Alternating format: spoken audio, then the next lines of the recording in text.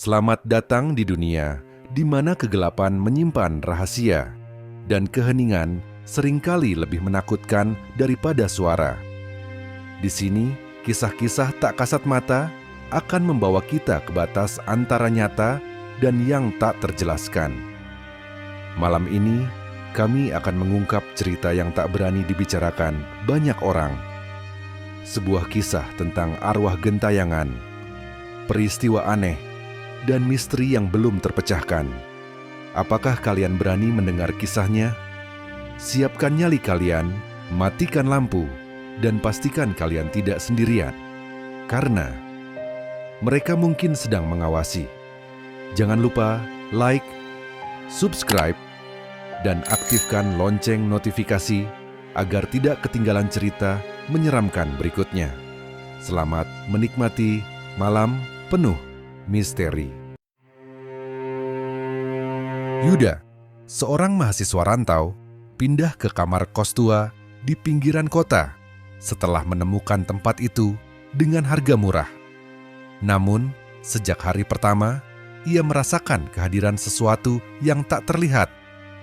Suara langkah kaki, pintu yang terbuka sendiri, hingga bisikan misterius mulai membuat Yuda terjerat dalam misteri gaun putih berdarah milik penghuni sebelumnya, seorang wanita yang meninggal secara tragis. Kuntilanak, penghuni kamar kos itu, terus menghantui Yuda, membuatnya perlahan menyusun potongan teka-teki tragis di balik kematiannya. Yuda menurunkan ransel besar dari pundaknya dengan napas terengah-engah. Ia berdiri di depan sebuah rumah kos tua, bercat kuning pudar dengan dinding yang penuh bercak-bercak lumut. Sebuah plang kecil bertuliskan Kos Taman Asri tergantung miring di depan gerbang yang berkarat. Tempat itu tak terlihat seperti taman, apalagi asri. Tapi bagi Yuda, yang baru saja diterima kuliah di kota ini dan sedang berhemat, kos itu adalah satu-satunya pilihan yang masuk akal. "Mas Yuda, ini kuncinya," ujar Pak Slamet, penjaga kos, seraya menyerahkan gantungan kunci dengan label nomor 7.5. "Terima kasih, Hat, Pak," jawab Yuda sambil menyeka keringat di dahinya. Ia mengangkat kopernya dan mulai berjalan menuju kamar yang terletak di lantai 2. Tangga kayu yang ia naiki berbunyi setiap kali diinjak, seolah ingin memberi peringatan bahwa tempat ini sudah tua dan rapuh.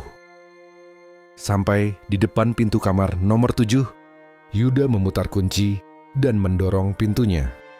Sebuah aroma lembab segera menyeruak, memenuhi hidungnya. Kamar itu tak terlalu besar, tapi cukup untuk seorang mahasiswa. Ada ranjang single bed di pojok ruangan, meja belajar tua di bawah jendela, dan lemari kayu tua berdiri di sebelah pintu kamar mandi. Ketika Yuda mengamati kamar itu, ia tak menyadari bahwa dari jendela yang setengah terbuka, ada sesuatu yang seolah mengawasi. Malam itu, Yuda berusaha membereskan barang-barangnya. Ia mulai dengan menata pakaian ke dalam lemari kayu. Ketika membuka pintu lemari, ia mendapati suara derit keras yang membuatnya bergidik. Di dalamnya kosong, hanya ada beberapa gantungan baju berkarat yang menggantung malas. Saat itu, ia merasa ada sesuatu yang aneh. Udara di dalam kamar terasa lebih dingin daripada di luar. Yuda menggelengkan kepala, mencoba mengabaikan perasaan itu. Setelah selesai, ia merebahkan diri di atas kasur sambil menatap langit-langit yang retak. Hari itu melelahkan dan ia memutuskan untuk tidur lebih awal. Namun, ketika ia hampir terlelap, suara langkah kaki terdengar dari arah luar kamar. Tok, tok, tok. Langkah itu terdengar pelan, mendekat ke arah pintu kamarnya. Yuda membuka matanya perlahan. Ia memandang pintu, tapi tak ada apa-apa. Mungkin penghuni kamar lain, pikirnya. Tapi langkah itu berhenti tepat di depan pintunya. Sunyi. Keesokan harinya, Yuda bangun dengan tubuh lelah, seolah tak cukup tidur. Ia mencoba mengabaikan kejadian semalam. Hari itu, ia harus pergi ke kampus untuk orientasi mahasiswa baru. Sebelum pergi, ia bertemu dengan Pak Slamet yang sedang menyapu halaman. "Pak, semalam saya dengar ada yang jalan di depan kamar saya, tapi nggak ada orang," ujar Yuda sambil tertawa kecil. Pak Slamet menghentikan sapuannya sejenak. "Oh, mungkin penghuni lain, atau angin saja." Nada suaranya terdengar aneh. Yuda mencoba tak memikirkan lebih lanjut. Ia berpamitan dan pergi ke kampus. Malam berikutnya, gangguan mulai terasa lebih nyata. Saat Yuda sedang membaca buku di meja belajarnya, lampu kamar tiba-tiba berkedip-kedip. "Cik, lampu kos tua," gumam Yuda. Mengira itu hanya masalah teknis. Namun, saat ia melirik ke arah lemari, pintunya terbuka sedikit, padahal ia yakin telah menutupnya rapat. Yuda bangkit dari kursi dan berjalan mendekati lemari.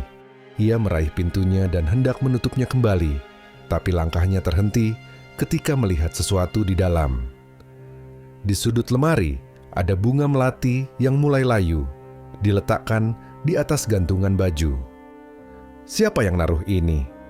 pikir Yuda, bingung. Ia mengambil bunga itu dan melemparkannya ke tempat sampah.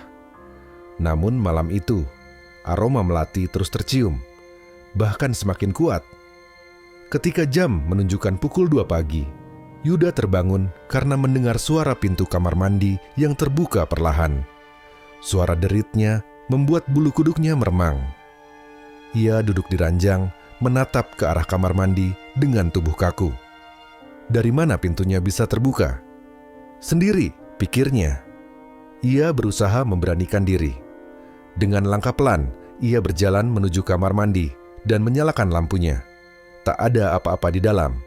Namun, saat ia berbalik, ia merasa ada sesuatu di belakangnya. Yuda membeku. Ia merasakan napas dingin di tengkuknya. Dengan perlahan, ia menoleh. Tak ada siapapun di sana.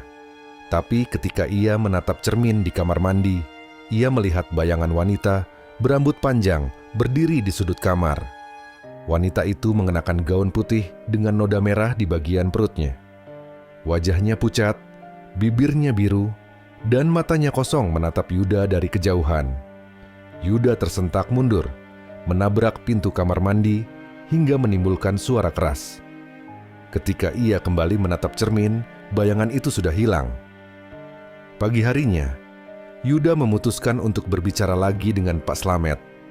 Kali ini ia tak bisa mengabaikan apa yang terjadi. "Pak, kamar nomor 7 itu, ada apa sebenarnya?" tanyanya dengan nada serius.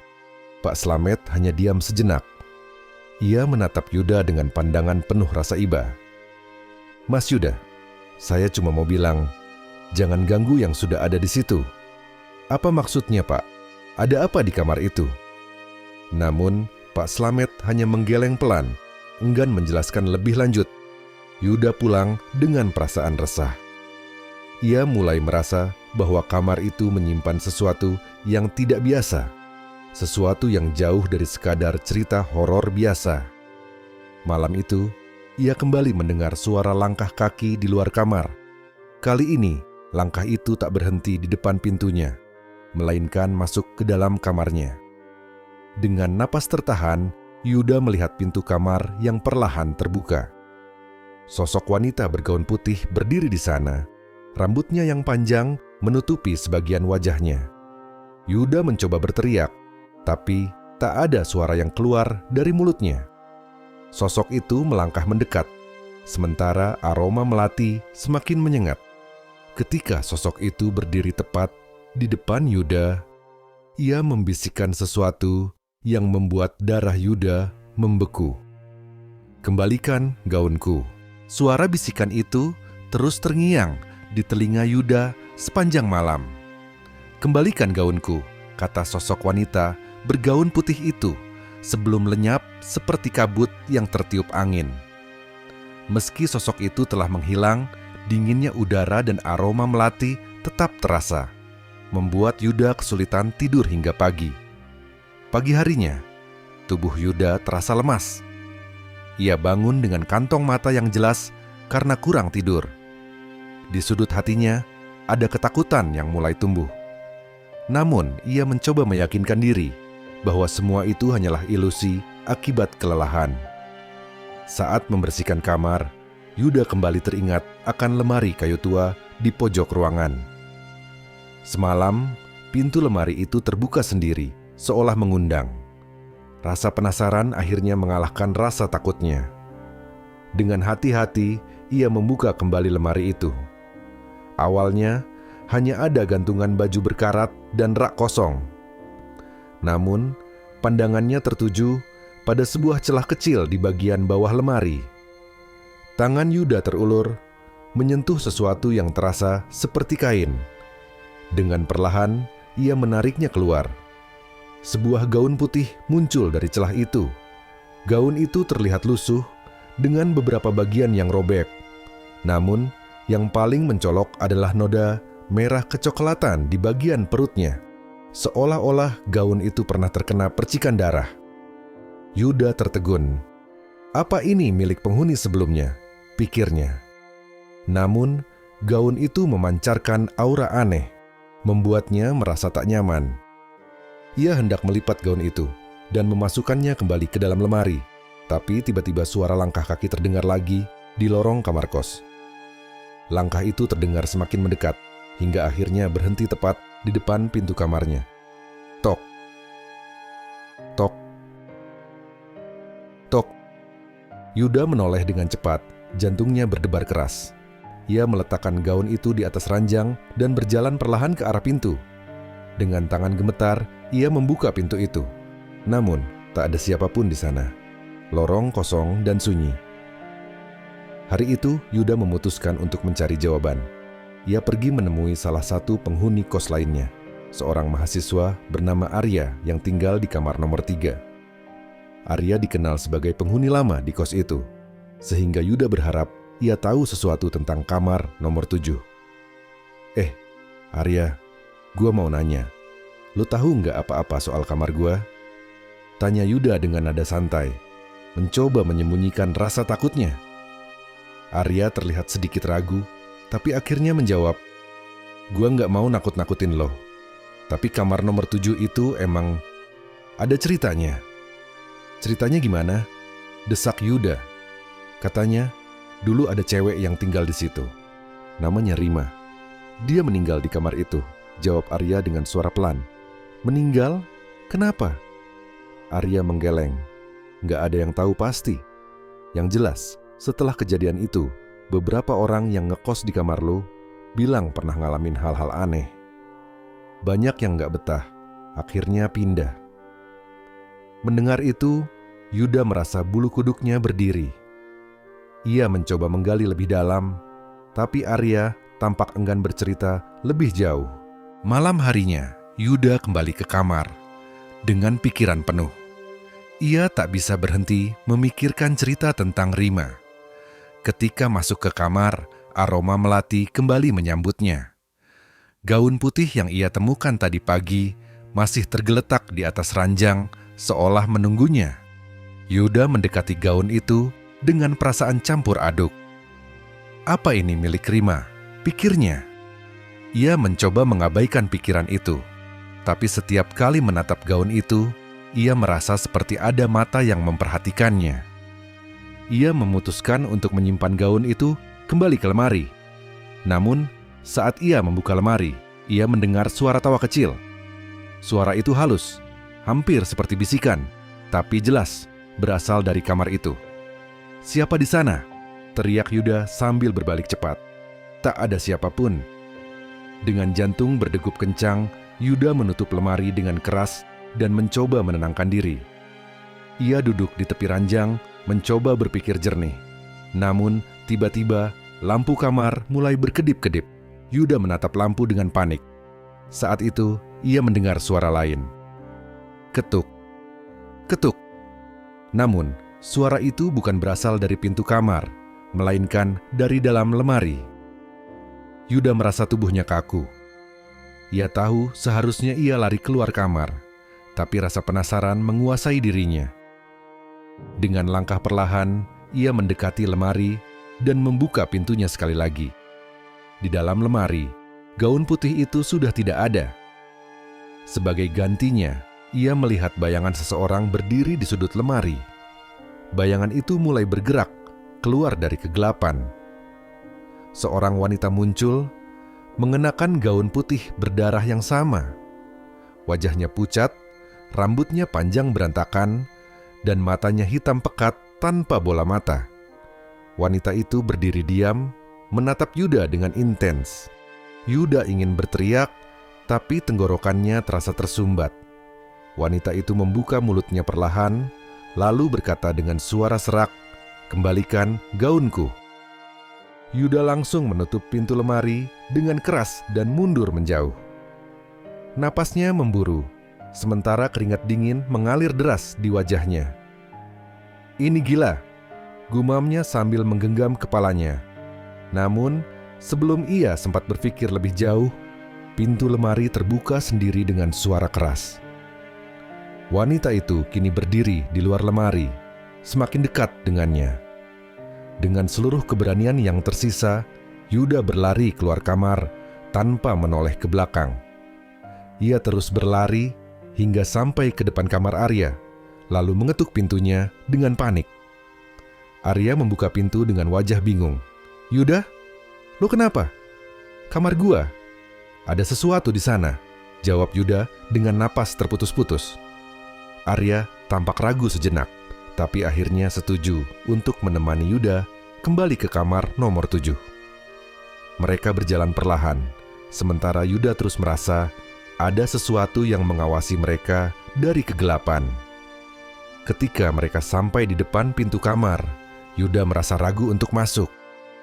Namun, Arya mendorong pintu itu terbuka. Kamar itu kosong. Tak ada apa-apa di sana. Gaun putih yang tadi tergeletak di ranjang juga sudah hilang. "Lo yakin gak salah lihat?" tanya Arya sambil mengamati ruangan. Yuda hanya mengangguk pelan, masih merasa terguncang. Ia tahu apa yang ia lihat nyata, tapi tak ada bukti yang bisa ia tunjukkan. Arya akhirnya kembali ke kamarnya, meninggalkan Yuda sendirian. Malam itu, Yuda memutuskan untuk tidak tidur. Ia duduk di pojok ruangan dengan tubuh gemetar, menunggu pagi datang. Namun, sebelum matahari terbit, ia mendengar bisikan itu lagi. "Kembalikan gaunku." Pagi menjelang, tetapi mata Yuda hampir tidak terpejam sepanjang malam. Bisikan suara itu, aroma melati yang menyesakan, dan ingatan tentang sosok wanita bergaun putih terus menghantui pikirannya. Ia mencoba membujuk dirinya bahwa semua itu hanya ilusi akibat kelelahan. Tetapi bukti-bukti yang ia temukan, gaun putih berdarah dan kehadiran wanita itu, tidak mungkin diabaikan. Saat matahari terbit, Yuda merasa sudah tidak bisa tinggal diam. Ia memutuskan untuk mencari tahu siapa sebenarnya Rima, wanita yang disebut Arya sebagai penghuni sebelumnya. Ada banyak pertanyaan yang menggantung di pikirannya. Mengapa ia meninggal di kamar itu? Apa hubungan gaun berdarah itu dengan kematiannya? Dan mengapa sosoknya masih menghantui? Pagi itu, Yuda langsung menemui Pak Slamet, penjaga kos yang tampaknya mengetahui lebih banyak tentang kamar nomor 7. Pak Slamet sedang menyapu halaman depan saat Yuda mendekatinya. "Pak, saya mau nanya soal Rima. Katanya dia pernah tinggal di kamar saya," tanya Yuda langsung, tanpa basa-basi. Pak Slamet berhenti menyapu dan menatap Yuda dengan wajah tegang. "Kenapa Mas nanya soal itu?" "Soalnya, saya merasa ada yang aneh di kamar saya, Pak. Semalam saya lihat sesuatu. Saya juga nemu gaun putih berdarah di lemari," ujar Yuda dengan nada serius. Pak Slamet terdiam lama. Setelah menghela napas berat, ia akhirnya berkata, "Mas Yuda, kalau saya cerita, tolong jangan bilang siapa-siapa ya. Ini cuma buat Mas tahu." Yuda mengangguk cepat. "Iya Pak, saya janji." Pak Slamet menatap ke arah kamar nomor 7, seolah memastikan tidak ada yang mendengar. Kemudian ia mulai bercerita. "Dulu kamar itu dihuni sama Rima. seorang mahasiswi, anak yang baik, pintar, dan pendiam.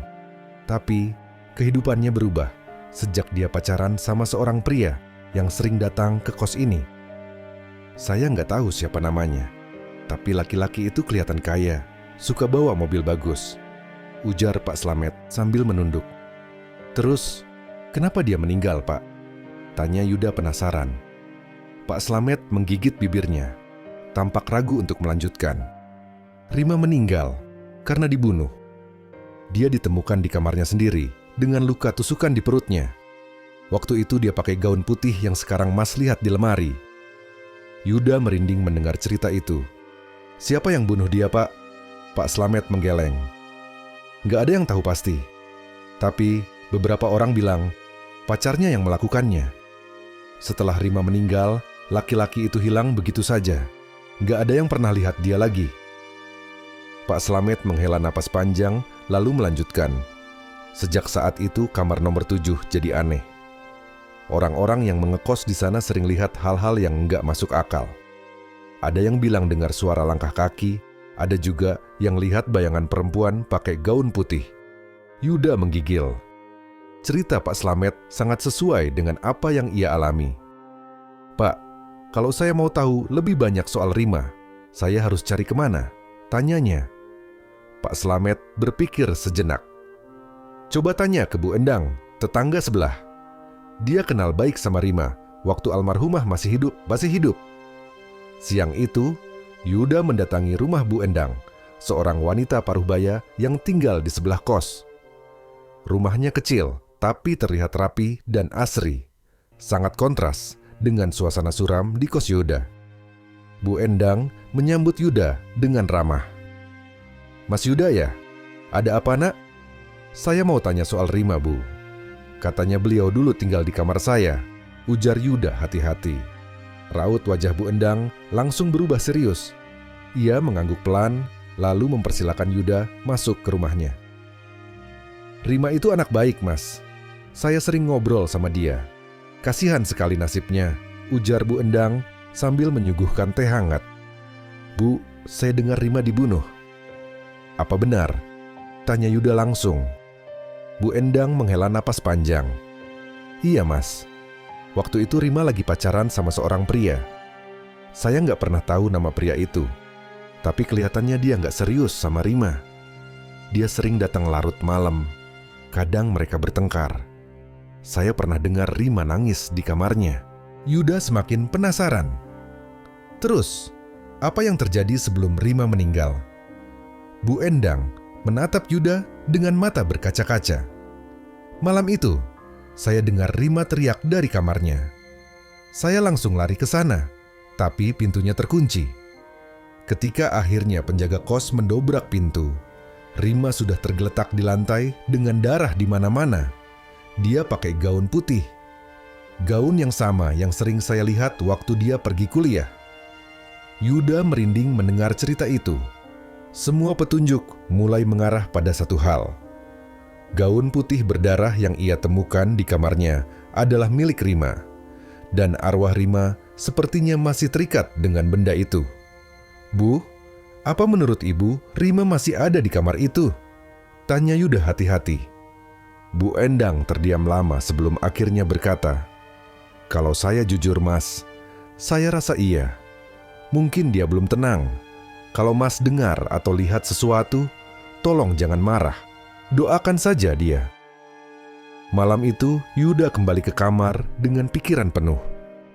Ia merasa harus melakukan sesuatu untuk membantu Rima, tetapi ia tidak tahu caranya. Saat ia duduk di meja belajar, lampu kamar mulai berkedip-kedip lagi. Kali ini, kedipannya lebih lama, membuat kamar itu nyaris gelap gulita. Tiba-tiba, suara langkah kaki terdengar lagi. Namun, kali ini langkah itu berasal dari dalam kamarnya. Yuda menoleh ke arah lemari dengan tubuh gemetar. Pintu lemari itu perlahan terbuka, meskipun ia yakin sudah menguncinya. Dari dalam lemari, sosok wanita bergaun putih muncul, sama seperti yang ia lihat sebelumnya. Wanita itu berdiri diam, menatap Yuda dengan mata kosong. Suara lirih terdengar dari mulutnya. "Kembalikan gaunku, kembalikan aku." Yuda ingin berteriak, tetapi tubuhnya terasa kaku. Sosok itu berjalan mendekat. Aroma melati semakin kuat hingga membuat Yuda mual. Saat wanita itu hampir menyentuhnya, Yuda memberanikan diri untuk berbicara. "Rima, apa yang kamu mau?" Wanita itu berhenti, lalu menunduk. "Aku ingin..." Mereka tahu. Yuda kebingungan. Tahu apa? Namun, sebelum ia mendapat jawaban, wanita itu menghilang begitu saja.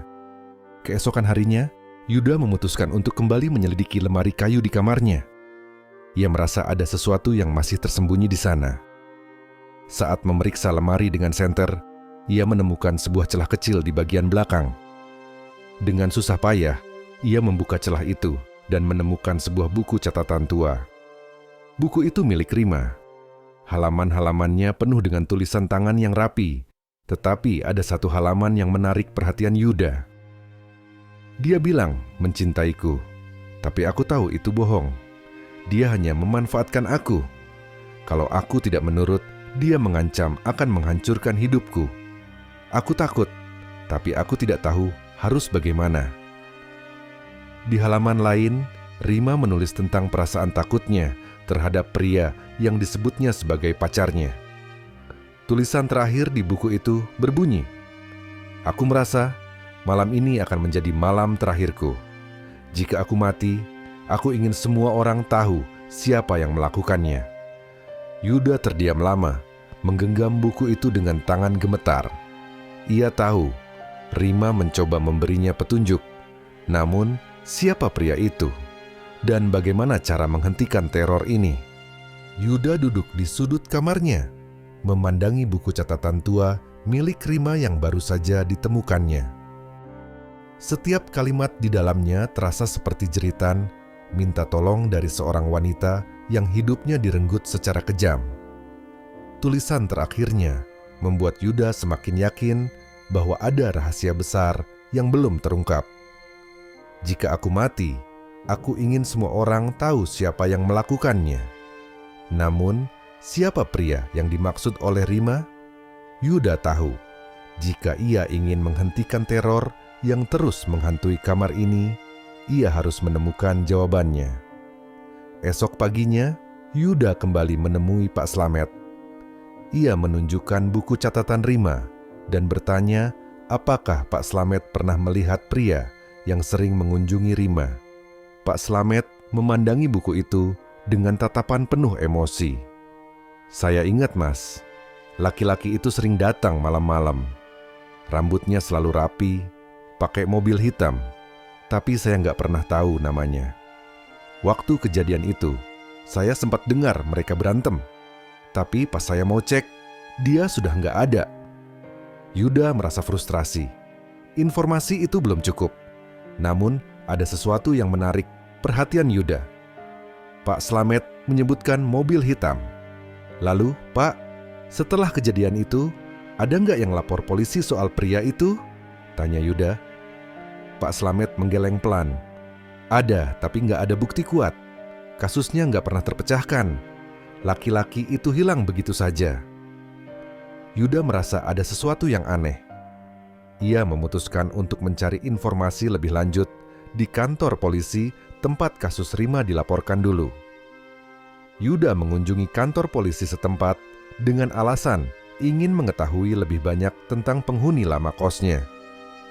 Setelah berbicara dengan seorang petugas yang ramah, ia diizinkan untuk melihat arsip kasus pembunuhan Rima. Di dalam arsip itu, Yuda menemukan sesuatu yang mengejutkan. Laporan saksi mata yang menggambarkan seorang pria muda dengan rambut pendek, kulit sawo matang, dan mengenakan jaket kulit hitam. Namun, yang membuat Yuda bergidik adalah catatan tentang luka di tubuh Rima. Luka tusukan di perut, ditemukan bekas perlawanan di tangan korban. Ada noda darah lain di lantai yang tidak cocok dengan darah korban. Noda darah lain, itu berarti pelaku mungkin terluka saat melakukan pembunuhan. Namun, hasil investigasi lebih lanjut tidak ada. dan kasus itu akhirnya ditutup tanpa tersangka. Yuda membaca laporan itu dengan hati-hati. Ia merasa semakin dekat dengan kebenaran, tetapi ada satu pertanyaan yang terus menghantui. Di mana pelaku sekarang? Malam itu, Yuda merasa lelah, tetapi tidak bisa tidur. Ia terus memikirkan laporan polisi dan buku catatan Rima. Ketika malam semakin larut, ia mendengar suara langkah kaki di lorong. Awalnya, ia mengira itu penghuni kos lainnya. Namun, suara langkah itu terdengar tidak wajar, terlalu pelan, terlalu berat, seolah-olah berasal dari sesuatu yang tidak manusiawi. Dengan hati-hati, Yuda membuka pintu kamarnya dan mengintip ke lorong. Di ujung lorong, ia melihat sosok wanita bergaun putih berdiri membelakanginya. Rambut panjangnya terurai, menutupi sebagian besar punggungnya. "Rima," panggil Yuda pelan. Sosok itu tidak bergerak. Namun, ketika Yuda melangkah lebih dekat, sosok itu perlahan berbalik. Wajahnya pucat, dengan mata hitam pekat yang kosong. Ia menatap Yuda dengan intens sebelum berbisik, "Temukan dia." Kemudian, wanita itu menghilang begitu saja. Yuda terpaku di tempatnya. Ia merasa Rima sedang memintanya untuk mencari pelaku pembunuhannya. Keesokan harinya, Yuda memutuskan untuk menghubungi Arya. Ia menceritakan semua yang telah ia temukan, termasuk buku catatan Rima dan laporan polisi. Arya mendengarkan dengan serius, lalu berkata, "Gue pernah dengar soal cowok yang sering datang ke kos ini dulu. Ada yang bilang dia mahasiswa dari kampus lain, tapi dia nggak pernah mau nunjukin kartu identitas atau apapun." Yuda teringat sesuatu. Di dalam buku catatan Rima, ada beberapa nama yang disebut, tetapi satu nama sering muncul, Andre. "Lo tahu nggak?" "Tahu nggak siapa Andre?" tanya Yuda. Arya menggeleng. "Gue nggak kenal, tapi mungkin dia teman-teman Rima yang lain tahu. Lo bisa coba cari tahu di kampus Rima dulu." Siang itu, Yuda pergi ke kampus Rima, tempat ia dulu kuliah. Dengan bantuan seorang staf administrasi yang ramah, Yuda menemukan beberapa teman seangkatan Rima yang masih sering datang ke kampus. Salah satu dari mereka, seorang wanita bernama Dina, mengenal Rima dengan cukup baik. Rima itu anaknya pendiam, tapi dia pernah cerita soal Andre. Mereka pacaran, tapi hubungan mereka nggak sehat. Andre itu manipulatif. Dia sering ngancam Rima kalau Rima nggak nurut sama dia. Dina melanjutkan dengan suara bergetar. Setelah Rima meninggal, Andre hilang begitu saja. Banyak yang bilang dia pindah keluar kota, tapi nggak ada yang tahu pasti.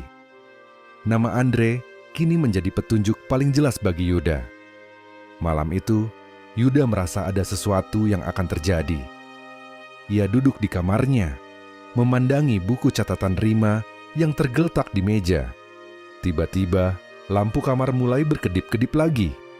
Kali ini, kedipan itu diiringi dengan suara langkah kaki dan suara pintu lemari yang terbuka dengan sendirinya. Dari dalam lemari, sosok Rima muncul lagi. Namun, kali ini ia terlihat berbeda. Wajahnya dipenuhi air mata darah dan suaranya terdengar lebih marah. "Kamu harus temukan dia. Dia harus membayar." Yuda gemetar. "Andre, kamu mau aku cari Andre?"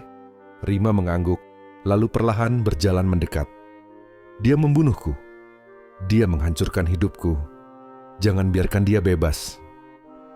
Sosok itu tiba-tiba melesat ke arah Yuda, membuatnya jatuh terduduk. Namun, sebelum ia bisa berteriak, Rima menghilang begitu saja. Yuda tahu ia tidak punya pilihan lain. Ia harus menemukan Andre dan mengungkap kebenaran di balik kematian Rima. Keesokan harinya, Yuda kembali mengunjungi Dina dan bertanya, apakah ia tahu di mana Andre tinggal dulu. Dina memberikan alamat lama Andre yang ternyata tidak jauh dari kos Yuda. Dengan hati penuh keberanian, Yuda pergi ke alamat itu.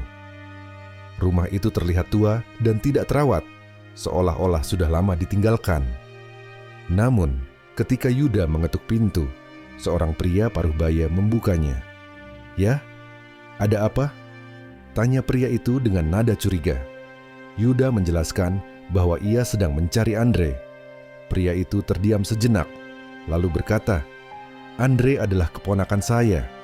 Dia dulu tinggal di sini, tapi dia pindah setelah ada masalah besar. Saya nggak tahu dia di mana sekarang." "Masalah besar?" tanya Yuda penasaran. Pria itu terlihat ragu, tetapi akhirnya berkata, dia pernah datang ke rumah dengan luka di tangan. Katanya, dia berkelahi. Tapi setelah itu, dia pergi dan gak pernah kembali lagi. Luka di tangan? Yuda langsung teringat laporan polisi tentang noda darah yang tidak cocok dengan darah Rima. Itu pasti milik Andre. Malam itu, Yuda merasa semakin dekat dengan jawaban. Ia bertekad untuk menemukan Andre, meskipun ia belum tahu harus mulai dari mana.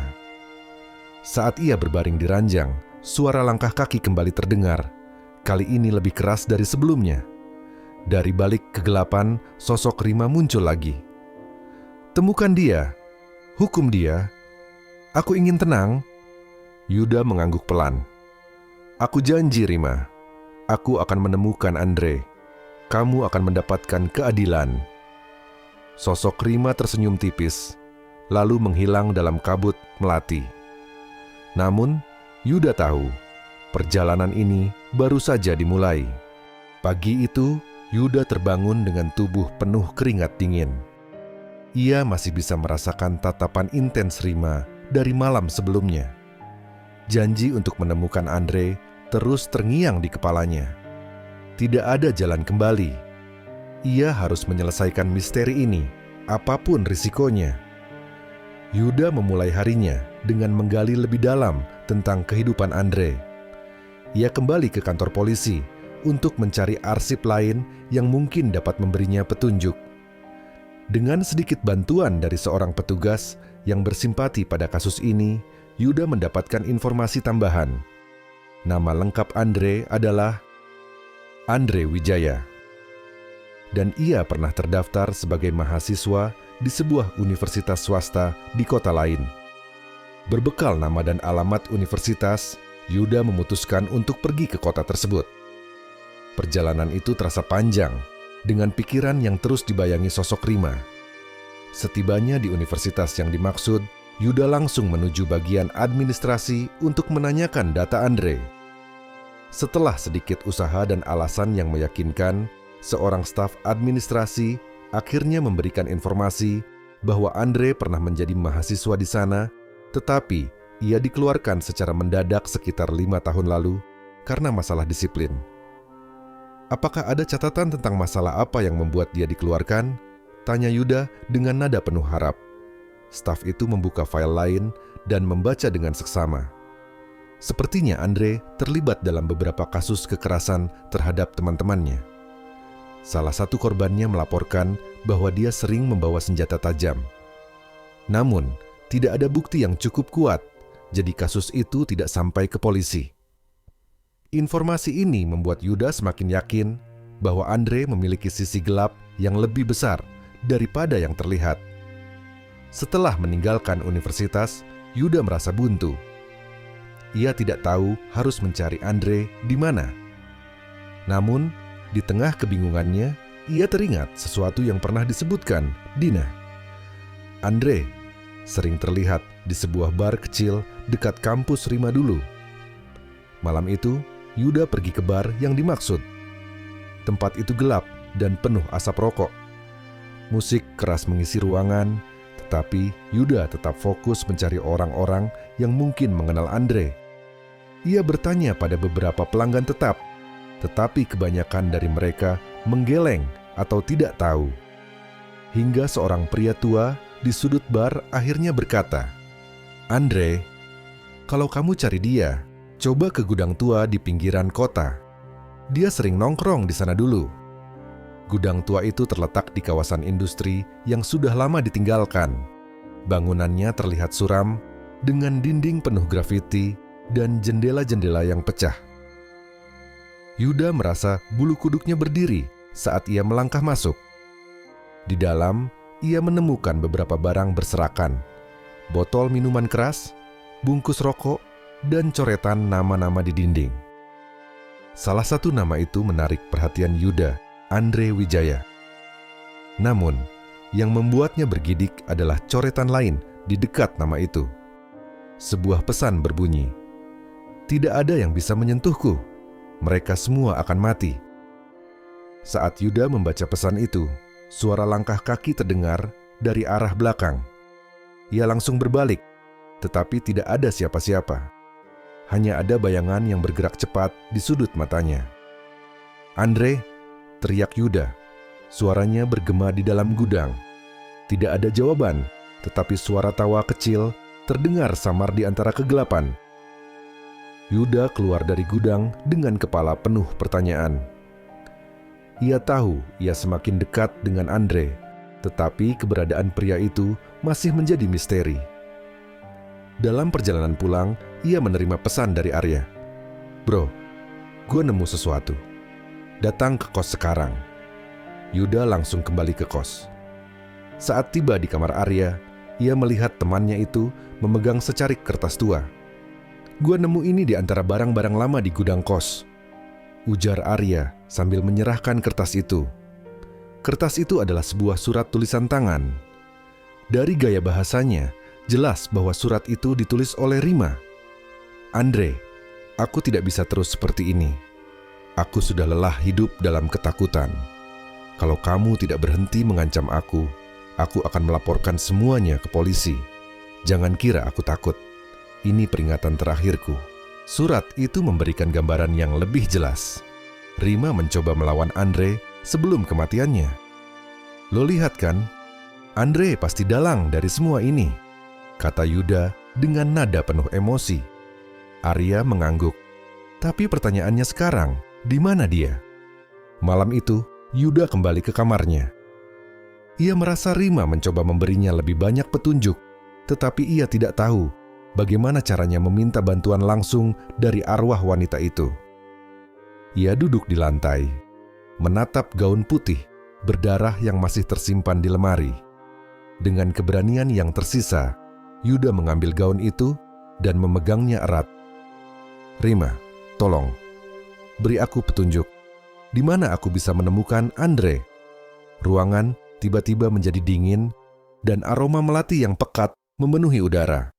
Lampu kamar berkedip-kedip sebelum mati total. Sebuah bayangan muncul di dinding, membentuk siluet seorang wanita. Suara lembut Rima terdengar, tetapi kali ini lebih jelas. "Dia ada di tempat terakhir, dia meninggalkanku." Yuda mencoba memahami pesan itu. Tempat terakhir? Apakah itu kamar kos ini? Atau gudang tua yang baru ia datangi? Yuda memutuskan untuk kembali ke gudang tua. Ia merasa tempat itu menyimpan lebih banyak rahasia daripada yang terlihat. Kali ini ia membawa Arya untuk berjaga-jaga. Setibanya di gudang, mereka mulai memeriksa setiap sudut dengan senter. Di bagian belakang, mereka menemukan pintu kecil yang tertutup rapat oleh tumpukan barang. Setelah membersihkan tumpukan itu, mereka berhasil membuka pintu dan menemukan ruang bawah tanah. Ruang itu gelap dan berbau apek. Di sudut ruangan, mereka menemukan sesuatu yang membuat darah mereka membeku. Sebuah koper tua dengan noda darah di permukaannya. Dengan tangan gemetar, Yuda membuka koper itu. Di dalamnya, mereka menemukan pisau berkarat dan selembar foto Andre bersama Rima. Namun, yang paling mengejutkan adalah tulisan di bagian dalam tutup koper. "Maafkan aku tidak punya pilihan." Dari koper itu, Yuda dan Arya akhirnya memiliki bukti yang cukup untuk melaporkan kembali kasus ini ke polisi. Dengan bantuan teknologi forensik modern, polisi menemukan sidik jari Andre di pisau tersebut. Setelah beberapa minggu penyelidikan, polisi akhirnya berhasil melacak Andre yang tinggal di sebuah kota kecil dengan identitas palsu. Ia ditangkap dan dibawa ke pengadilan untuk mempertanggungjawabkan perbuatannya. Di ruang sidang, Andre mencoba menyangkal segalanya. Namun, bukti yang ditemukan di koper dan kesaksian Yuda menjadi kunci utama yang menjatuhkan hukuman padanya. Malam setelah vonis dijatuhkan, Yuda merasa lega. Ia kembali ke kamar kosnya dan duduk di depan lemari kayu tempat gaun berdarah itu dulu disimpan. Tiba-tiba, ruangan terasa hangat dan aroma melati yang biasa membuatnya takut kini terasa menenangkan. Sosok Rima muncul untuk terakhir kalinya. "Terima kasih, Yuda. Aku akhirnya bisa pergi." Sosoknya perlahan memudar, meninggalkan senyuman damai di wajahnya. Kamar nomor 7 kini terasa lebih tenang. Tidak ada lagi suara langkah kaki atau penampakan sosok misterius. Namun Yuda tahu, pengalaman ini akan selamanya membekas di hidupnya.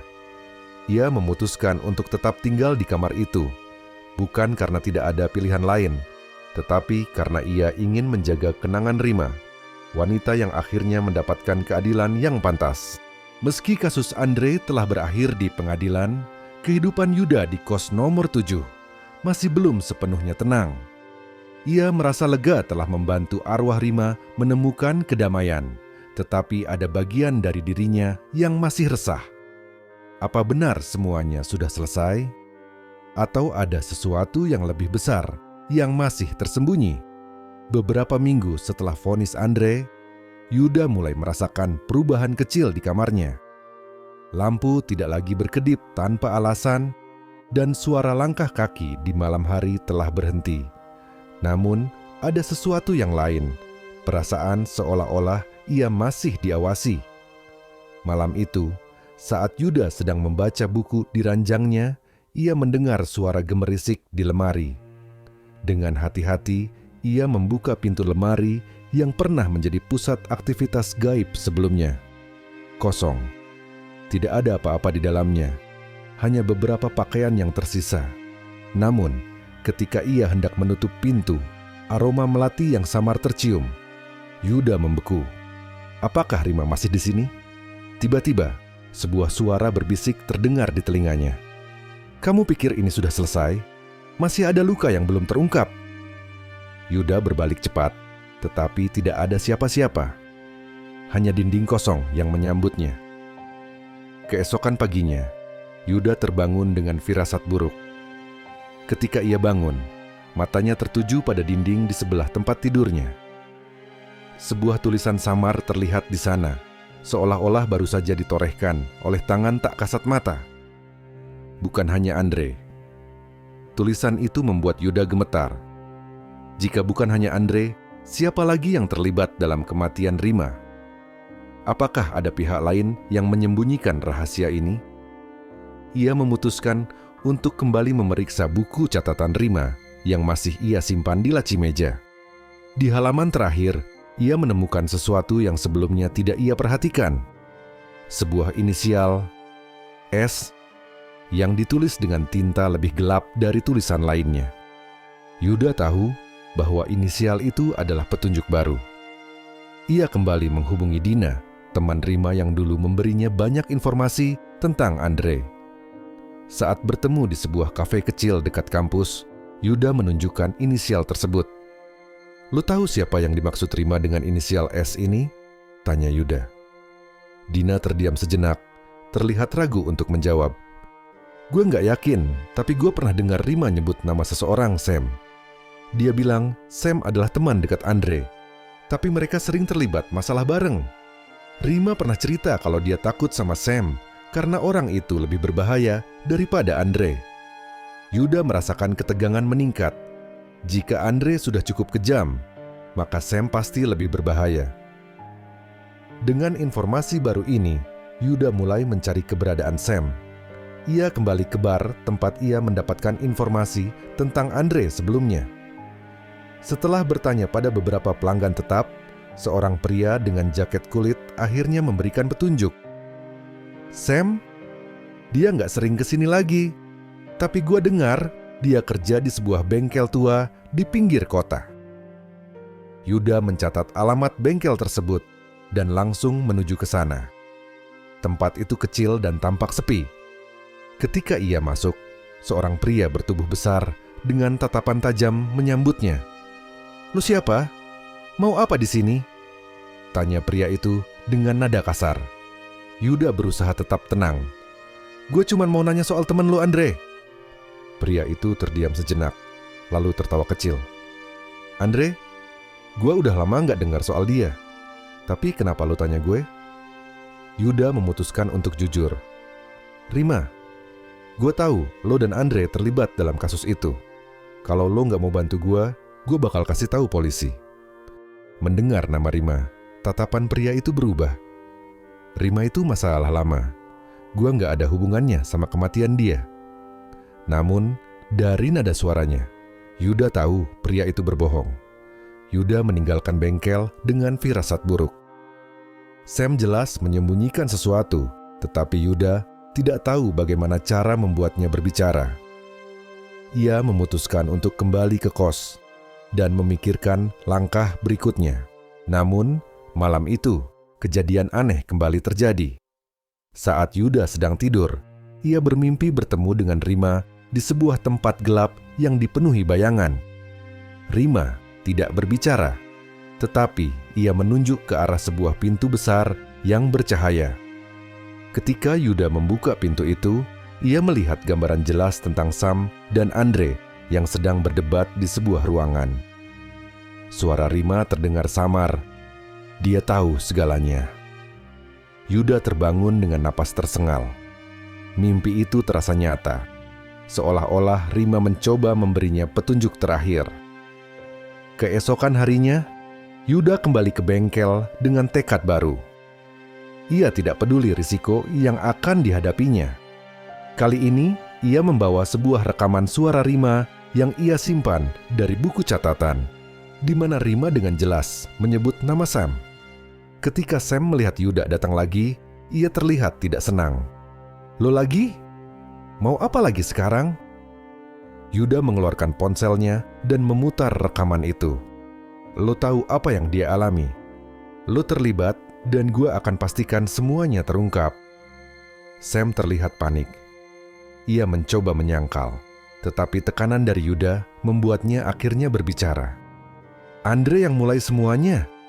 Gue cuma bantu dia nutupin jejak. Gue nggak tahu dia bakal ngebunuh Rima." Pengakuan itu membuat Yuda marah. "Lo bantu dia kabur. Lo bantu dia menyembunyikan bukti. Lo sama bersalahnya." Sam terdiam, lalu berkata dengan nada rendah, "Kalau lo beneran mau tahu segalanya, ada satu tempat yang harus lo lihat. Gudang lama tempat Andre nyimpen barang-barangnya. Di sana, lo bakal tahu kenapa semua ini terjadi." Sam memberikan alamat gudang lain yang ternyata berada lebih jauh dari kota. Dengan hati-hati, Yuda pergi ke sana sendirian. Gudang itu lebih besar dari yang pertama, dengan suasana yang lebih mencekam. Di dalamnya, Yuda menemukan sebuah ruangan kecil yang terkunci. Dengan susah payah, ia berhasil membuka pintu itu dan menemukan sebuah kotak besar. Ketika ia membuka kotak itu, ia menemukan barang-barang yang membuatnya merinding. Foto-foto Rima yang diambil secara diam-diam, buku harian yang penuh coretan marah, dan sepasang sepatu yang penuh noda darah. Namun, yang paling mengejutkan adalah surat dari Andre kepada Sam. Dalam surat itu, Andre menulis, "Sam, kita sudah terlalu dalam. Kalau kita ketahuan, hidup kita hancur. Jangan pernah biarkan siapapun tahu apa yang sebenarnya terjadi di malam itu." Surat itu adalah bukti bahwa Sam tidak hanya membantu Andre setelah pembunuhan, tetapi juga menjadi bagian dari rencana jahat sejak awal. Dengan bukti baru ini, Yuda kembali melapor ke polisi. Kali ini, Sam tidak bisa mengelak lagi. Ia ditangkap dan diinterogasi. Dalam pengakuannya, Sam mengungkapkan bahwa ia membantu Andre memindahkan tubuh Rima setelah kejadian itu dan membersihkan tempat kejadian. Pengakuan Sam menambahkan lapisan baru pada kasus ini, membuat Yuda merasa bahwa keadilan akhirnya benar-benar tercapai. Malam setelah Sam ditangkap, Yuda kembali ke kamarnya. Ia merasa beban yang selama ini menghantui mulai menghilang. Saat ia duduk di tepi ranjang, sosok Rima muncul untuk terakhir kalinya. Kali ini, ia terlihat lebih cerah. dengan senyuman lembut di wajahnya. "Terima kasih Hewoda, kamu telah memberiku keadilan. Sekarang aku bisa pergi." Yuda menatapnya dengan mata berkaca-kaca. "Maaf, aku tidak bisa menyelamatkanmu lebih cepat." Rima hanya menggeleng dan berkata, "Kamu sudah melakukan lebih dari cukup. Terima kasih." Sosoknya perlahan memudar, meninggalkan aroma melati yang kini terasa menenangkan bagi Yuda. Kehidupan di kos nomor 7 kembali normal. Yuda memutuskan untuk tetap tinggal di sana, merasa bahwa kamar itu kini telah menjadi tempat yang damai. Pengalamannya dengan Rima mengajarkan Yuda tentang keberanian, keadilan, dan arti dari memberikan suara kepada mereka yang telah dibungkam. Namun, di sudut hatinya, ia tahu bahwa pengalaman ini akan menjadi bagian dari dirinya selamanya. Setelah penangkapan Sam, Yuda merasa bahwa kehidupan di kos nomor 7 akan kembali normal. Ia kembali menjalani rutinitas sehari-hari, pergi kuliah, dan bertemu dengan teman-temannya seperti biasa. Namun meski tampaknya semuanya telah selesai, ada sesuatu yang mengganjal dalam pikirannya. Suatu perasaan yang tidak bisa ia jelaskan. Kehidupan di kos itu seolah menyimpan rahasia yang lebih dalam, dan Yuda merasa bahwa ia belum benar-benar keluar dari bayang-bayang masa lalu yang gelap. Yuda duduk di depan meja belajarnya pada malam yang tenang. Lampu kamar yang biasa berkedip-kedip kini menyala dengan stabil, tetapi ada perasaan aneh yang terus mengganggunya. Seolah-olah ada mata yang terus mengawasi setiap gerak-geriknya. Tiba-tiba ponselnya bergetar. Pesan dari Arya masuk. "Bro, lu masih di kos? Gue baru saja lihat sesuatu yang aneh di koridor." Yuda merasa ada yang tidak beres. Ia langsung meraih jaketnya dan keluar dari kamarnya. Koridor kos tersebut gelap dan sunyi, dengan hanya sedikit cahaya yang masuk dari jendela kecil di ujung lorong. Arya berdiri di dekat tangga, wajahnya pucat. "Lo lihat nggak? Ada yang lewat di depan kamar lo." Yuda merasa jantungnya berdegup kencang. "Siapa?" Arya menunjuk ke arah lorong yang gelap. "Nggak tahu, tapi kayak sosok perempuan. Gue nggak sempat lihat jelas." Seketika, rasa takut menyelimuti Yuda. Apakah itu Rima?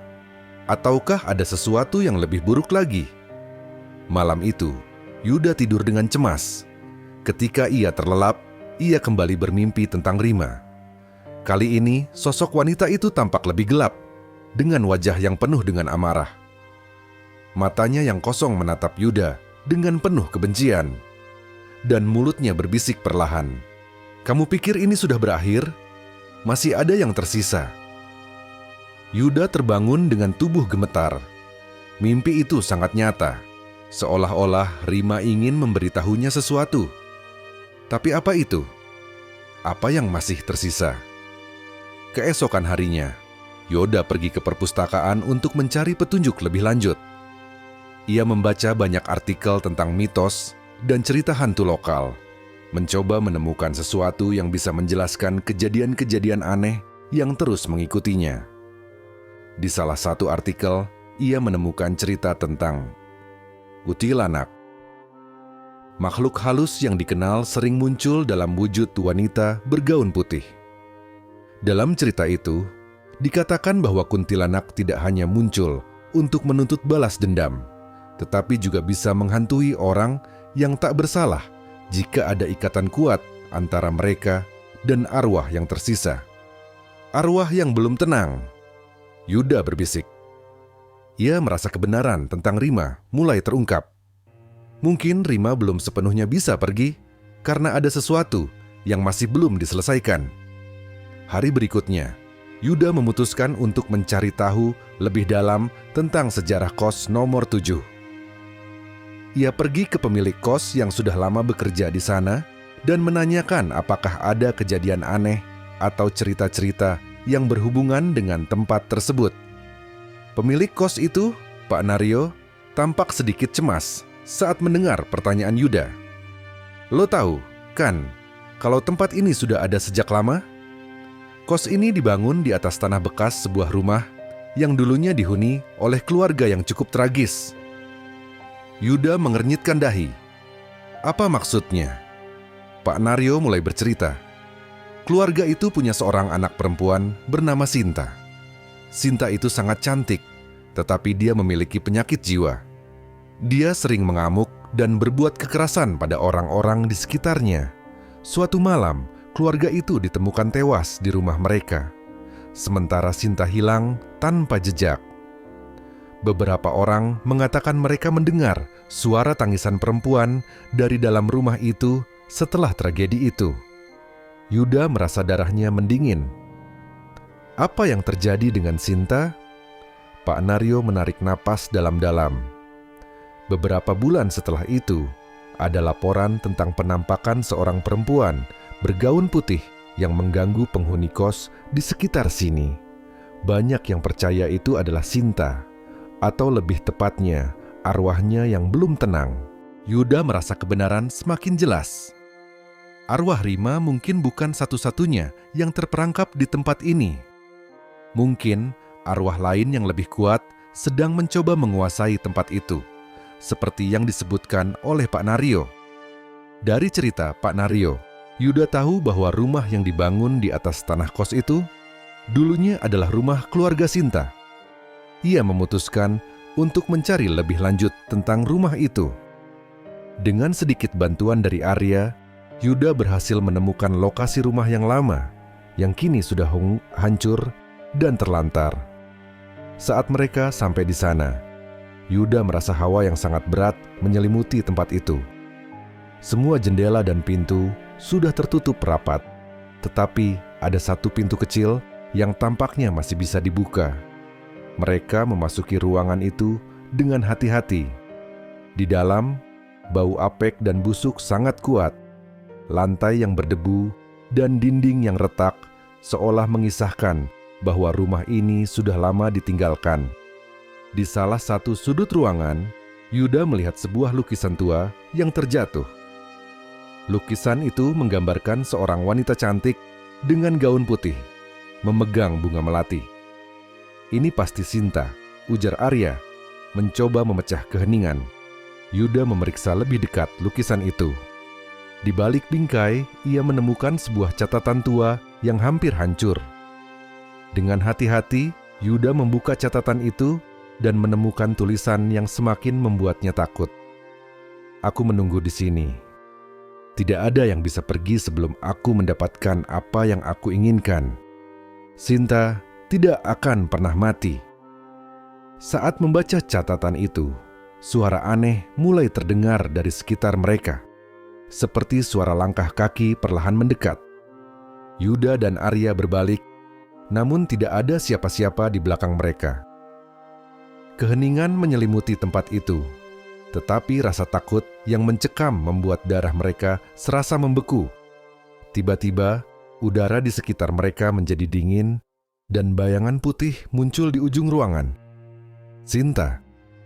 Wajahnya tampak pucat dan kosong. Matanya menatap tajam ke arah Yuda dan Arya. Gaun putih yang dikenakannya terlihat kotor, dengan bercak darah yang tidak jelas asal-usulnya. Sinta mulai mendekat, langkahnya ringan namun pasti. Setiap langkahnya meninggalkan suara seperti desahan halus, dan aroma melati yang khas mulai memenuhi udara. Kenapa kalian mengganggu tempat ini? Suara Sinta terdengar lirih, namun menakutkan. Yuda dan Arya terdiam, tidak tahu harus berkata apa. Rasa takut begitu kuat menguasai tubuh mereka, tetapi Yuda tahu bahwa ia tidak bisa mundur. Kami hanya ingin memahami, jawab Yuda dengan suara terbata-bata. Sinta berhenti beberapa langkah dari mereka. Memahami? Kalian tidak akan pernah mengerti. Tiba-tiba, Sinta mengulurkan tangannya. Dan Yuda merasakan energi dingin yang sangat kuat menyelimuti tubuhnya. Arya mencoba menarik Yuda mundur, tetapi ia tidak bisa bergerak. Sinta, kata Yuda dengan suara yang lebih tenang. Apa yang kamu inginkan? Kenapa kamu tidak bisa pergi? Sinta berhenti, seolah-olah terhenti oleh kata-kata Yuda. Ia menatap Yuda lama, lalu berkata dengan suara yang lebih lemah, "Aku ingin kedamaian." Yuda merasa ada harapan. "Kami akan membantu kamu, Sinta. Tetapi kamu harus memberi kami kesempatan." Dengan kata-kata itu, sosok Sinta perlahan menghilang, meninggalkan aroma melati yang perlahan memudar.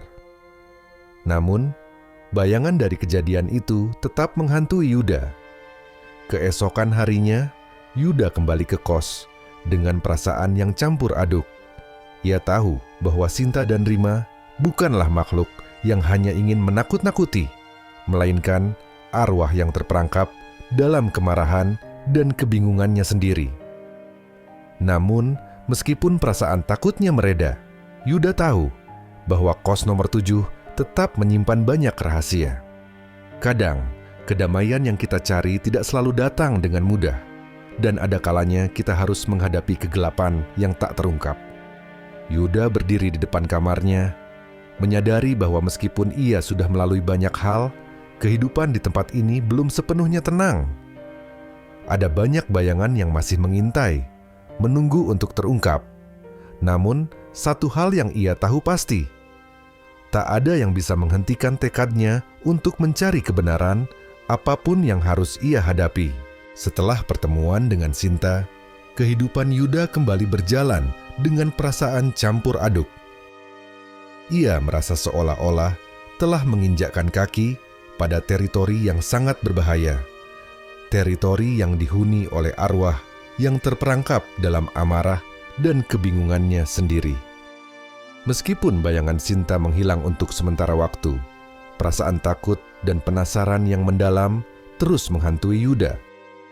Apakah ia benar-benar telah membantu Sinta menemukan kedamaian? Atau ada sesuatu yang lebih besar, yang lebih gelap, yang sedang menunggu untuk terungkap? Malam setelah pertemuan dengan Sinta, Yuda kembali ke kos dengan perasaan cemas. Udara malam terasa lebih dingin dari biasanya, dan suara-suara malam yang biasa terdengar tenang kini, terdengar seperti bisikan yang tidak bisa dipahami. Ketika ia membuka pintu kosnya, sebuah bau melati yang kuat menyambutnya. Yuda membeku, mengenali aroma itu, aroma yang hanya bisa dikaitkan dengan Sinta dan Rima. Ini tidak bisa jadi kebetulan, pikir Yuda dalam hati. Namun, ia berusaha untuk tetap tenang, meyakinkan dirinya bahwa ini mungkin hanya perasaan paranoid setelah kejadian yang menegangkan itu. Ia menyalakan lampu dan duduk di tepi ranjang, mencoba untuk fokus pada kuliah yang harus diselesaikan. Namun, saat ia membuka buku catatan, sebuah suara lembut terdengar di telinganya. Suara itu terdengar begitu familiar.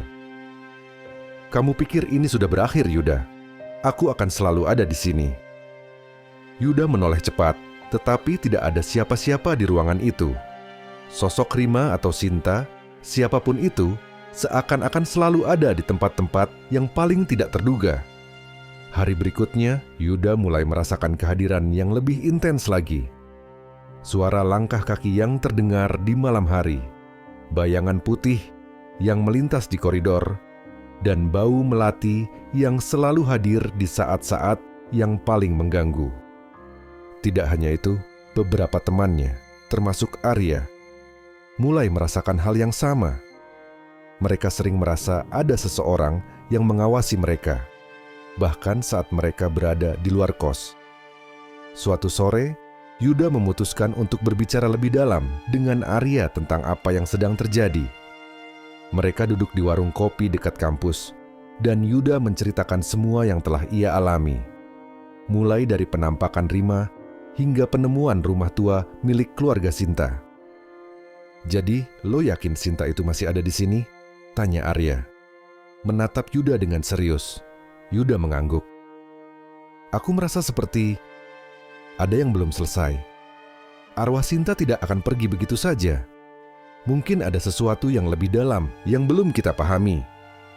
Arya terlihat bingung. "Tapi apa maksudnya? Apa yang kita bisa lakukan untuk menghentikan semua ini?" Yuda menarik napas panjang, berpikir keras.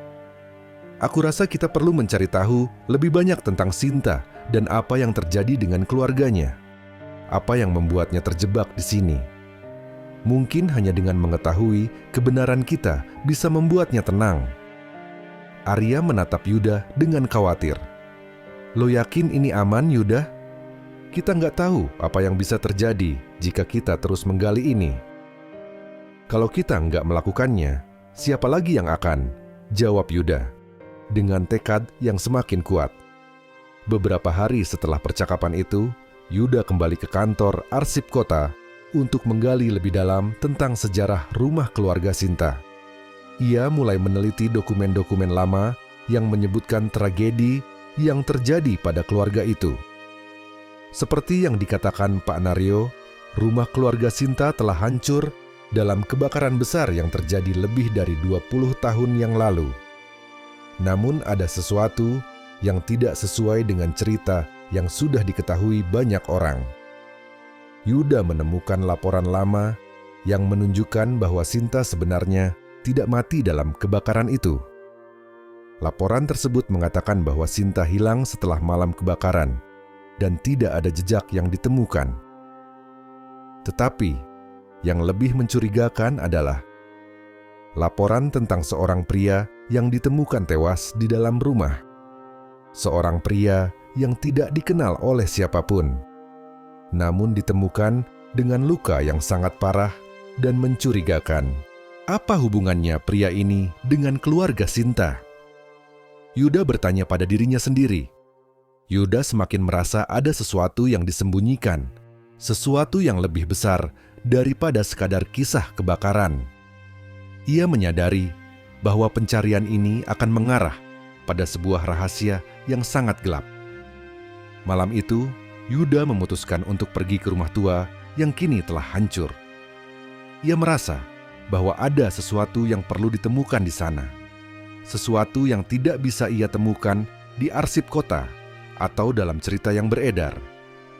Dengan membawa senter dan peralatan lainnya, Yuda menuju ke lokasi rumah yang dulu dihuni keluarga Sinta. Saat ia tiba di sana, suasana di sekitar rumah terasa sangat mencekam. Angin malam berhembus kencang dan bayangan pohon-pohon besar tampak seperti tangan-tangan yang menjulur dari kegelapan. Yuda merasa jantungnya berdegup kencang, namun ia berusaha untuk tetap tenang. Ia masuk ke dalam reruntuhan rumah itu, menyusuri lorong-lorong yang gelap dan rusak. Saat ia sampai di ruang tengah, ia merasakan hawa yang sangat dingin, lebih dingin daripada sebelumnya. Tiba-tiba, sebuah suara terdengar di belakangnya. Suara langkah kaki yang pelan dan berat. Yuda menoleh cepat, dan di ujung lorong ia melihat sosok putih yang berdiri tegap, mengenakan gaun yang terlihat compang-camping, dengan rambut panjang yang terurai. Siapa itu? Yuda bergumam, namun sosok itu tidak bergerak, hanya menatapnya dengan mata kosong. Sosok itu kemudian melangkah maju, langkahnya semakin dekat dengan Yuda. Kamu sudah terlalu jauh, Yuda. Kebenaran itu tak akan pernah terungkap. Suara itu terdengar begitu dalam dan penuh amarah. Yuda merasa seluruh tubuhnya membeku. Ia tidak bisa bergerak, tidak bisa melarikan diri. Sosok itu semakin dekat, dan pada saat yang hampir bersamaan, Yuda merasa sekelilingnya berubah menjadi gelap gulita. Saat Yuda merasa hampir kehilangan kesadaran, tiba-tiba semua menjadi terang. Sosok itu menghilang, dan Yuda mendapati dirinya kembali berdiri di tengah ruang kosong rumah yang hancur. Namun, sesuatu telah berubah. Di atas lantai, Yuda menemukan sebuah benda yang mengerikan. Sebuah buku harian yang tampaknya milik Sinta. Dengan gemetar, Yuda membuka buku itu dan mulai membaca halaman pertama. Di sana, Sinta menulis tentang kehidupan keluarganya yang penuh kekerasan dan penderitaan. Buku itu mengungkapkan bahwa Sinta bukanlah anak yang gila, melainkan seorang wanita yang terjebak dalam situasi yang sangat tragis. Sinta telah dipaksa untuk menikah dengan seorang pria yang sangat kejam, yang juga terlibat dalam pembunuhan orang tuanya.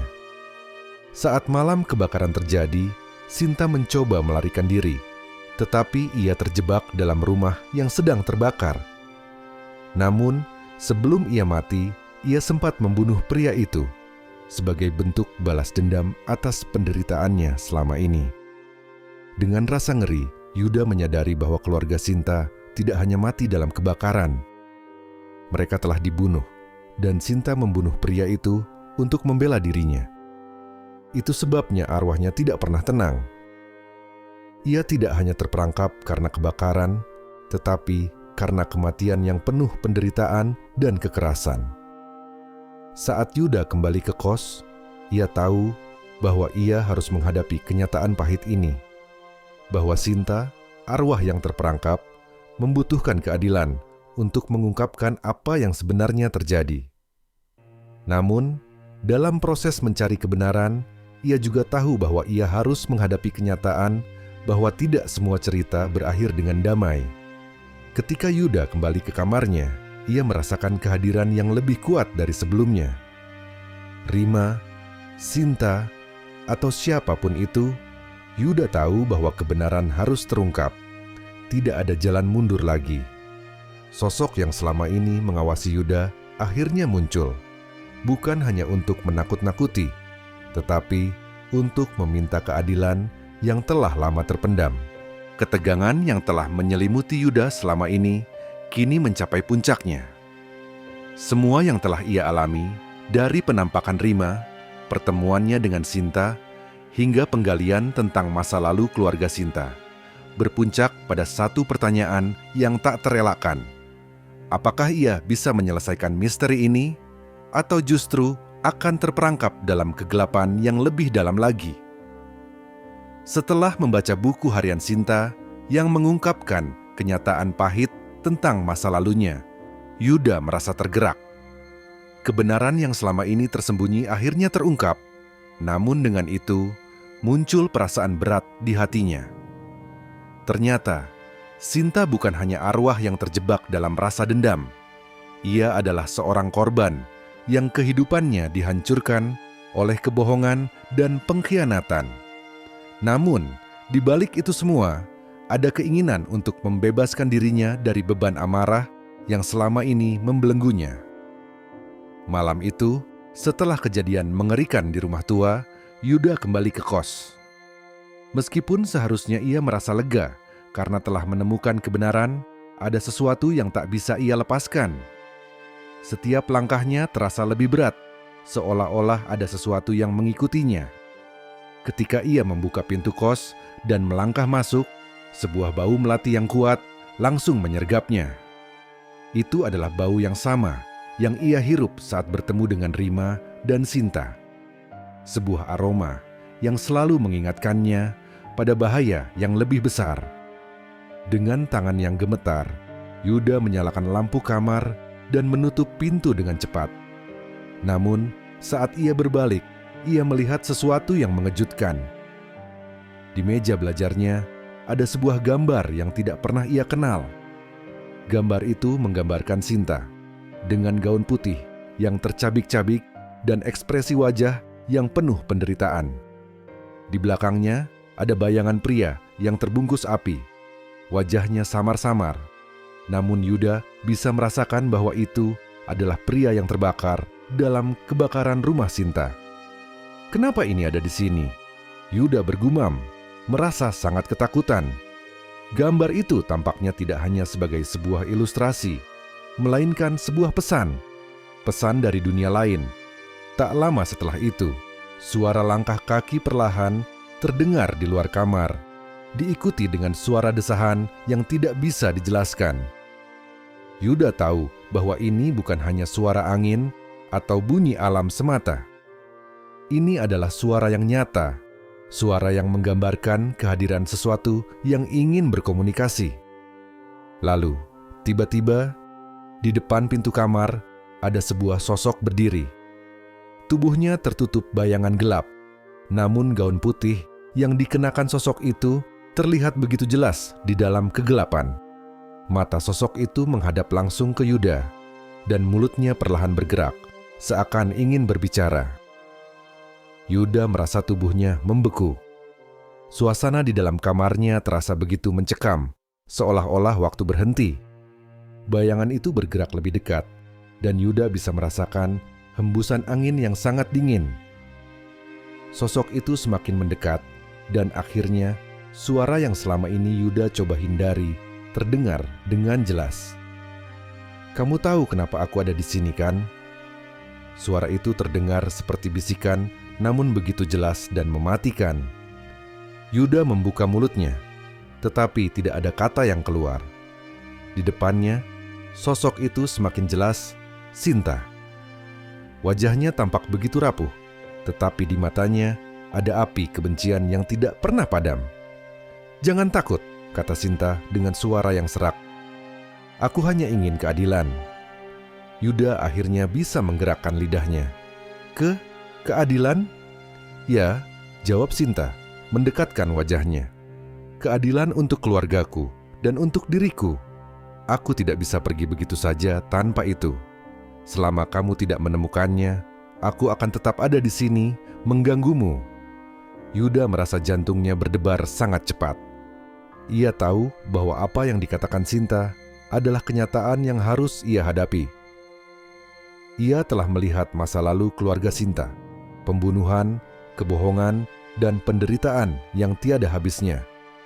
Namun Yuda juga tahu bahwa membiarkan Sinta terus mengganggu kos ini bukanlah solusi. Keputusan untuk mengakhiri semuanya ada di tangannya, dan itu tidak akan mudah. "Lalu apa yang harus aku lakukan?"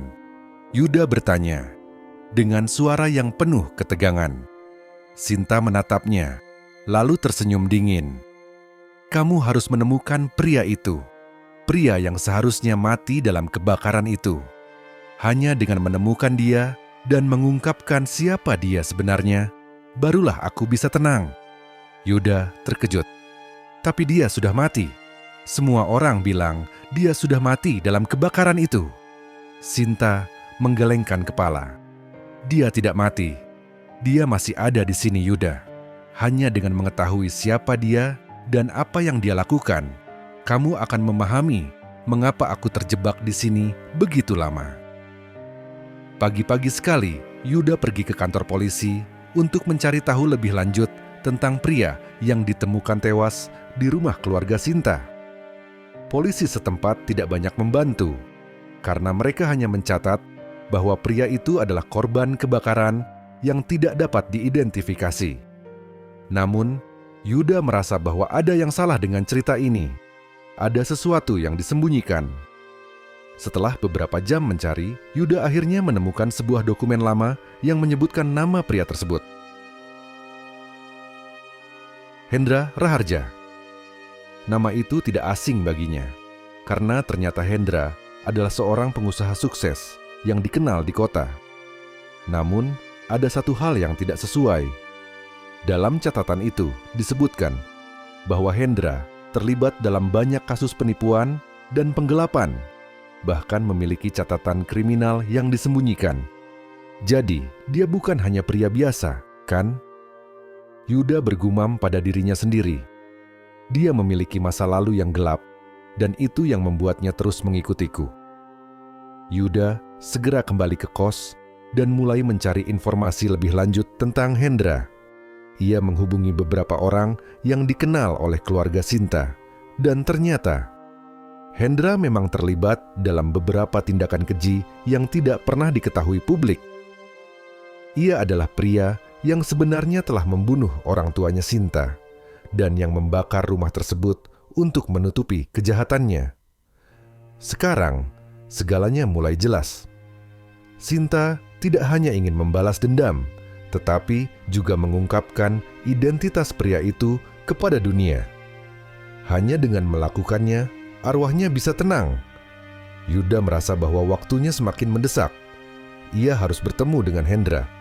Entah itu untuk mengungkapkan kebenaran atau untuk menghadapinya.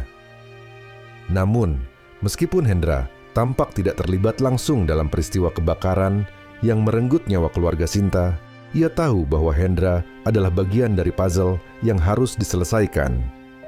Pada malam yang penuh ketegangan, Yuda memutuskan untuk mendatangi kediaman Hendra. Rumah megah itu terletak jauh dari keramaian kota, di daerah yang sepi dan terlupakan. Begitu Yuda tiba di depan rumah, ia merasakan hawa yang sangat dingin, seolah-olah ada sesuatu yang menunggu untuk menghampirinya. Saat Yuda menginjakkan kaki di halaman rumah itu, pintu terbuka perlahan dan sosok Hendra muncul di ambang pintu. Wajahnya tampak tenang, namun matanya memancarkan sesuatu yang gelap, sesuatu yang sangat berbahaya. "Jadi, kamu akhirnya datang juga?" kata Hendra. Suaranya penuh dengan ironi. "Kau pikir kau bisa mengubah masa lalu?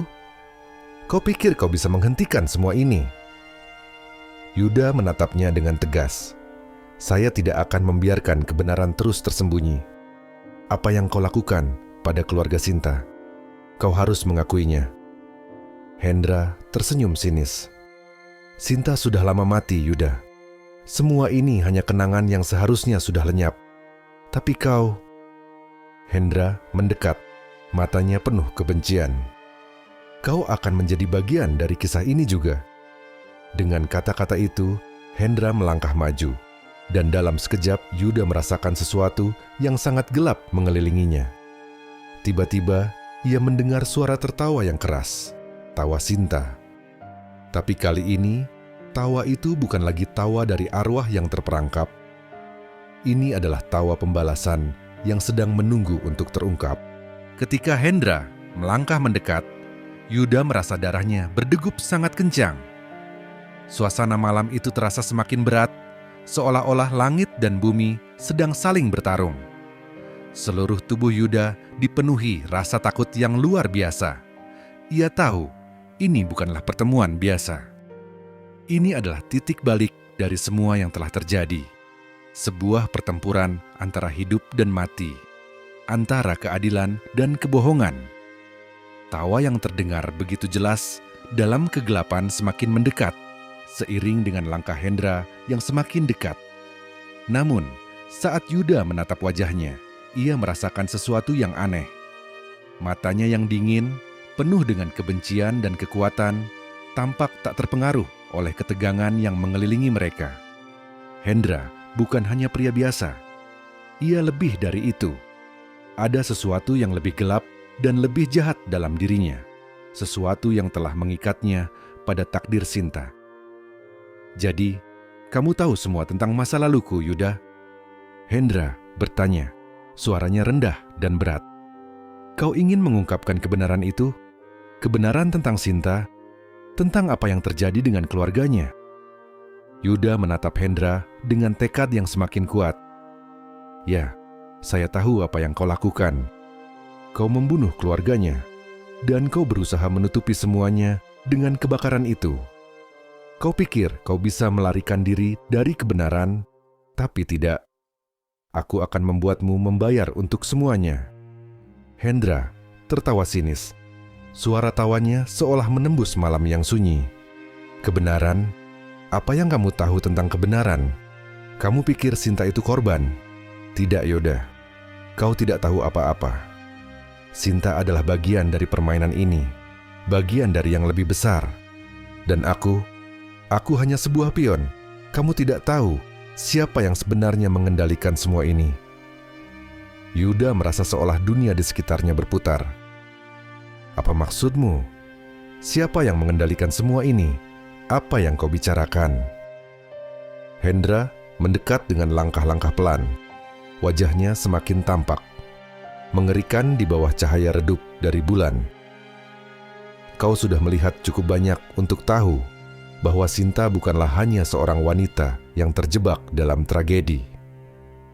Dia adalah bagian dari sesuatu yang lebih besar, sesuatu yang sudah lama ada. Dan aku hanya alat untuk mencapainya. Kamu tidak bisa menghentikannya, Yuda. Kamu tidak bisa." Saat Hendra berbicara, suasana di sekitar mereka mulai berubah. Angin malam yang sebelumnya tenang, kini berubah menjadi badai kecil yang menderu.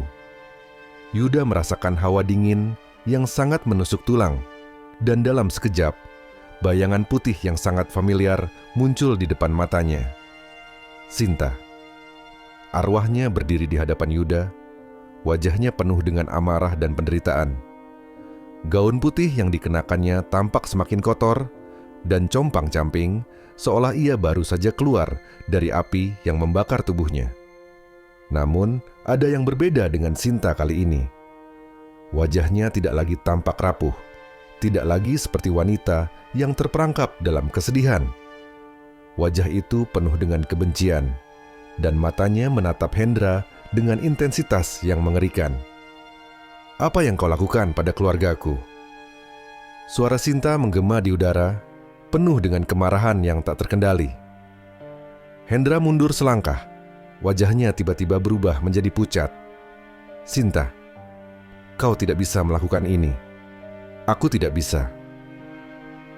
Suaranya tersendat, tapi Sinta sudah tidak peduli. Ia melangkah maju, dan saat ia bergerak, udara di sekitar mereka terasa semakin berat, seolah-olah dunia sedang terperangkap dalam kutukan. Sinta mengulurkan tangan, dan dalam sekejap, tubuh Hendra terangkat dari tanah. Ia terlempar ke belakang dengan kekuatan yang luar biasa, menabrak dinding rumah dengan keras. Yuda terkejut melihatnya, namun ia tahu bahwa ini bukanlah akhir. Ini adalah awal dari pembalasan yang telah lama ditunggu oleh Sinta. Hendra terkapar di tanah, mencoba untuk bangkit, namun tubuhnya lemas. Ia menatap Sinta dengan mata penuh ketakutan. "Apa yang kamu inginkan, Sinta? Aku sudah menyesal. Aku tidak bisa mengubah apa yang telah terjadi. Maafkan aku." Sinta tidak menjawab. Ia hanya berdiri di sana, matanya menatap tajam pada Hendra. Kemudian, ia berbalik ke Yuda. Tatapannya berubah menjadi lebih lembut, seolah-olah ia ingin mengatakan sesuatu.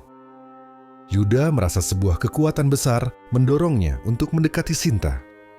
"Sinta, apakah ini waktunya untuk mengakhiri semuanya?" tanyanya dengan suara lembut. Sinta menatapnya dengan penuh perasaan.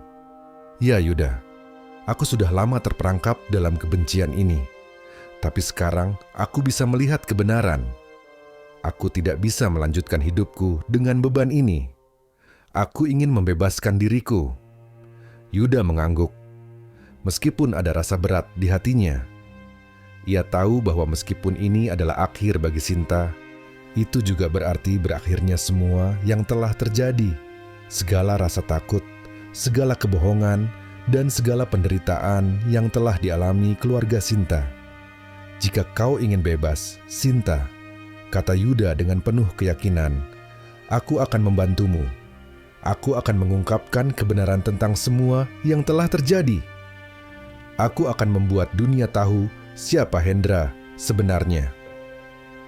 Sinta tersenyum samar, dan dalam sekejap sosoknya mulai memudar. Sebelum ia menghilang sepenuhnya, ia berbisik dengan suara yang hanya bisa didengar oleh Yuda. "Terima kasih Yuda. Akhirnya aku bebas."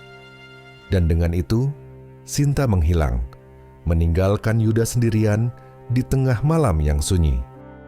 Pagi berikutnya, Yuda memutuskan untuk melakukan hal yang tidak pernah ia pikirkan sebelumnya, membawa kebenaran tentang Hendra ke dunia luar. Ia mengumpulkan bukti-bukti yang ada, termasuk dokumen-dokumen yang ia temukan tentang masa lalu Hendra dan keterlibatannya dalam pembunuhan keluarga Sinta. Yuda tahu bahwa meskipun ini akan membuat banyak orang terkejut, ia harus melakukannya untuk membebaskan dirinya dari rasa takut yang telah menghantuinya. Setelah beberapa minggu yang penuh ketegangan, akhirnya kebenaran itu terungkap. Hendra, yang sebelumnya dikenal sebagai pengusaha sukses, ternyata memiliki catatan kriminal yang panjang. Ia terlibat dalam serangkaian penipuan besar dan bahkan pembunuhan. Keluarga Sinta menjadi salah satu korbannya, dan kebakaran yang terjadi di rumah mereka bukanlah sebuah kecelakaan, melainkan pembunuhan yang direncanakan dengan sangat matang. Berita tentang Hendra pun menyebar dengan cepat, dan ia akhirnya ditangkap oleh pihak berwajib. Namun, yang lebih penting bagi Yuda adalah kenyataan bahwa keluarga Sinta akhirnya mendapat keadilan yang telah lama mereka tunggu. Semua kebohongan dan kegelapan yang melingkupi masa lalu mereka terungkap, dan dengan itu arwah Sinta akhirnya bisa tenang. Namun, meskipun semuanya telah selesai, Yuda merasa ada sesuatu yang hilang. Ada perasaan hampa yang tak bisa ia jelaskan. Meskipun Sinta telah pergi, ia masih bisa merasakan kehadirannya di sekitar kos. Ada aroma melati yang terkadang tercium di udara. Dan dalam kesunyian malam, Yuda merasa bahwa Sinta masih mengawasinya. Tapi kali ini, ia tidak lagi merasa takut. Ia tahu bahwa Sinta telah mendapatkan kedamaian yang ia cari selama ini. Dan kini, Yuda pun bisa melanjutkan hidupnya tanpa rasa takut. Seiring berjalannya waktu, kehidupan di kos kembali normal. Namun bayangan Sinta dan segala yang terjadi selama ini tidak akan pernah terlupakan oleh Yuda. Ia belajar bahwa kadang-kadang kebenaran harus diperjuangkan dengan segala konsekuensinya. Meskipun kebenaran itu menyakitkan dan penuh dengan penderitaan, pada akhirnya kebenaran adalah satu-satunya yang bisa membebaskan jiwa yang terperangkap. Dan bagi Sinta, kebenaran itu adalah jalan untuk menuju kedamaian abadi. Begitulah akhir dari kisah yang mencekam ini. Apakah kalian merasa ada yang mengawasi? Ataukah kalian mulai merasakan kehadiran yang tak terlihat? Ingat, kadang yang terhoror bukan hanya cerita, tapi juga apa yang ada di sekitar kita. Jika kalian merasa berani, jangan ragu untuk membagikan pengalaman kalian di kolom komentar. Atau mungkin kalian punya kisah menyeramkan lain yang ingin diceritakan. Kami akan dengan senang hati mendengarnya. Terima kasih telah menemani kami di perjalanan penuh misteri ini. Jangan lupa untuk like, subscribe, dan aktifkan lonceng notifikasi agar kalian tak ketinggalan kisah horor berikutnya. Dan ingat, selalu waspada, karena di dunia ini ada banyak hal yang tidak bisa dijelaskan.